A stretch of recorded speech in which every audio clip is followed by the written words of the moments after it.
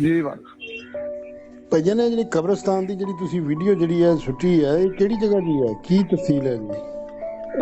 ਇਹ ਸਰ ਜੋ ਚੌਕ ਹੈ ਨਾ, ਕੀ ਪਤਾ ਕੀ ਹੈ? ਹੈਲੋ ਜੀ, ਇਹ ਹੈ ਮੁਸਲਿਮ ਕਲੋਨੀ ਹੈ ਨਾ, ਹਕੀਮ ਕਲੋਨੀ ਤੇ ਮੁਸਲਿਮ ਕਲੋਨੀ ਉਹਨਾਂ ਦੇ ਵਿੱਚ ਸਨ ਹੈ। ਤੇ ਲੋਕਾਂ ਦਾ ਪਾਣੀ ਜਿਹੜਾ ਹੈ ਨਾ ਉਹ ਕਬਰਸਤਾਨ ਨੂੰ ਪੈ ਰਿਹਾ, ਕਬਰਾਂ ਤੱਕ। ਸਾਡੀਆਂ ਕਬਰਾਂ ਹਨ, ਮੇਰੀ ਜ਼ਾਤੀ ਮੇਰੇ ਵਾਲਿਦ ਸਾਹਿਬ ਦੀ ਕਬਰ ਤੱਕ ਪਹੁੰਚਿਆ ਪਾਣੀ। ਯਾਨੀ ਕਬਰਸਤਾਨ ਦੇ ਵਿੱਚ ਗੰਦਾ ਪਾਣੀ, ਫੁਜ਼ਲਾ ਵਗੈਰਾ ਸਾਰਾ ਜਿਹੜਾ ਵਾ ਉਧਰ ਚੜਿਆ ਹੈ। ਜੀ ਜੀ। ਤੇ ਉਹਨਾਂ ਨੂੰ 8-10 ਦਫਾ ਕਿਹਾ, ਉਹ ਹਨ ਵਿਚਾਰੇ ਗਰੀਬ ਆਦਮੀ, ਉਹਨਾਂ ਕੋਲ ਬਣਦਾ ਕੋਈ ਨਹੀਂ, ਤੇ ਉਹਨਾਂ ਨੇ ਉਹ ਏਦਾਂ ਹੀ ਛੋੜਿਆ। ਉਹ ਇਸ ਤੋਂ ਸਾਡਾ ਫਿਰ ਉਹ ਸੀਓ ਸਾਹਿਬ ਨੂੰ ਐਪਲੀਕੇਸ਼ਨ ਦਿਆ ਆ, ਤੇ ਉਹਨਾਂ ਨੇ ਆ ਕੇ 2-4 ਦਿਨ ਕਿਸੇ ਬੰਦੇ ਵਿਜ਼ਿਟ ਹੀ ਨਹੀਂ ਕੀਤਾ, ਤੇ ਫਿਰ ਮਜਬੂਰਨ ਅੱਜ ਮੈਂ ਵੀਡੀਓ ਇਹਦੇ ਲਾ। ਨਹੀਂ, ਕਿਹੜੀ ਜਗ੍ਹਾ ਤੇ, ਕਿਹੜੀ ਜਗ੍ਹਾ ਪੂਰਾ ਪਤਾ ਤੇ ਦੱਸੋ ਨਾ। ਇਹ ਸਾਰੇ ਤੁਸੀਂ ਆਓਗੇ ਨਾ, ਰਜੋਆ ਚੌਕ ਹੈ ਨਾ ਸਰ, ਚੰਗ ਰੋਡ ਤੇ।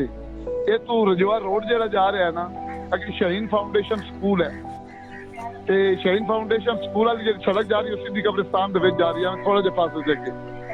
ਤੇ ਬਿਲਕੁਲ ਸਾਹਮਣੇ ਜ਼ਿਲ੍ਹਾ ਚਨਿਓਟ ਹੈ। ਜੀ ਜੀ, ਚਨਿਓਟ ਸਰ, ਚਨਿਓਟ। ਤੇ ਆਬਾਦੀ ਕਿਹੜੀ ਹੈ? ਇਹ ਆਬਾਦੀ ਜੀ ਟੀਮ ਕਲੋਨੀ ਮੁਸਲਿਮ ਕਲੋਨੀ ਦੇ ਦਰਮਿਆਨ ਵਿੱਚ ਇੱਕ ਮੁਹੰਮਦੀ।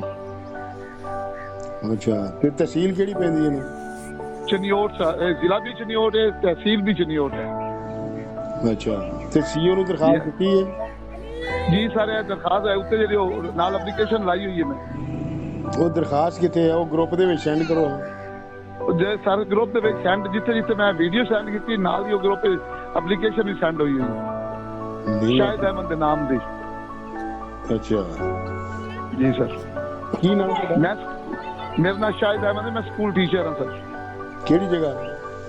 ਚਨਿਓਟ ਵਿੱਚ। ਅੱਛਾ, ਗਵਰਨਮੈਂਟ ਪ੍ਰਾਇਮਰੀ ਸਕੂਲ ਕਿ ਹਾਈ ਸਕੂਲ?